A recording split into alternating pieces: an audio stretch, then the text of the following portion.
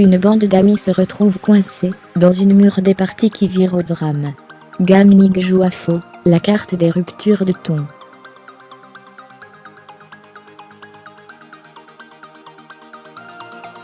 Cette fantaisie offre des personnages bien croqués.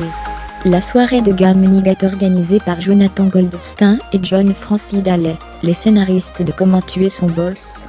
On y voit un couple recevoir des proches pour une soirée ludique.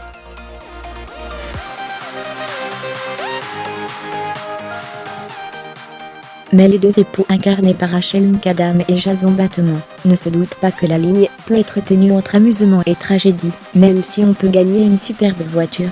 Quand de véritables bandits entrent dans la partie, il va devenir difficile de faire le tri entre réalité et fiction. Nous avons été emballés par le fait qu'on ne nous a pas seulement demandé de faire rire, raconte Jonathan Goldstein dans le dossier de presse.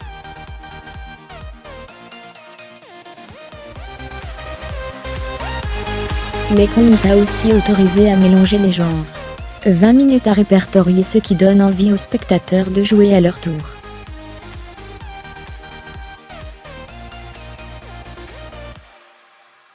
La comédie, les protagonistes sont intéressants, ce qui fait que le spectateur a vite envie de participer à leur fête.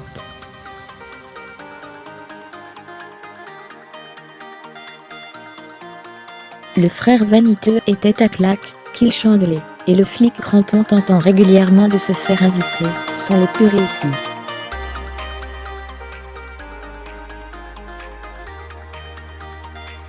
Les héros aussi, partagés entre leur amour sincère et leur esprit de compétition, valent le coup d'œil.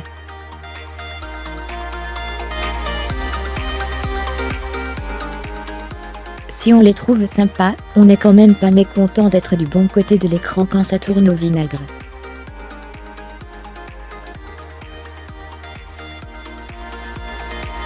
La chronique familiale, le couple de héros tente vainement d'avoir un enfant, et en parle de façon touchante.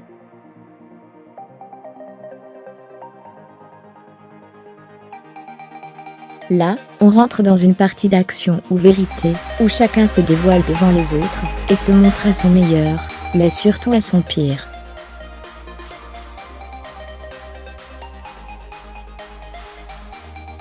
Ils n'en sortent pas forcément soulagés, mais le spectateur est rassuré de voir qu'il n'y a pas que chez lui que les fiestas finissent parfois en pugilat, où il ne manque plus que des tueurs à gages.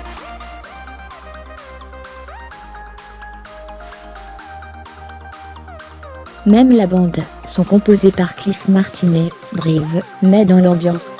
Le polar vrai ou faux, mourra pas, le suspense est savamment entretenu tout au long d'un film où des méchants patibulaires ferait presque passer l'envie de se joindre à l'ami de Gam.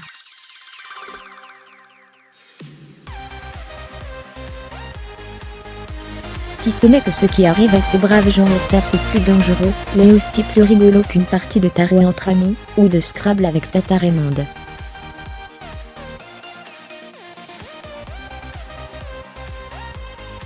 Là, au moins, il y a de vrais enjeux, jusqu'à la fin de la partie et du film.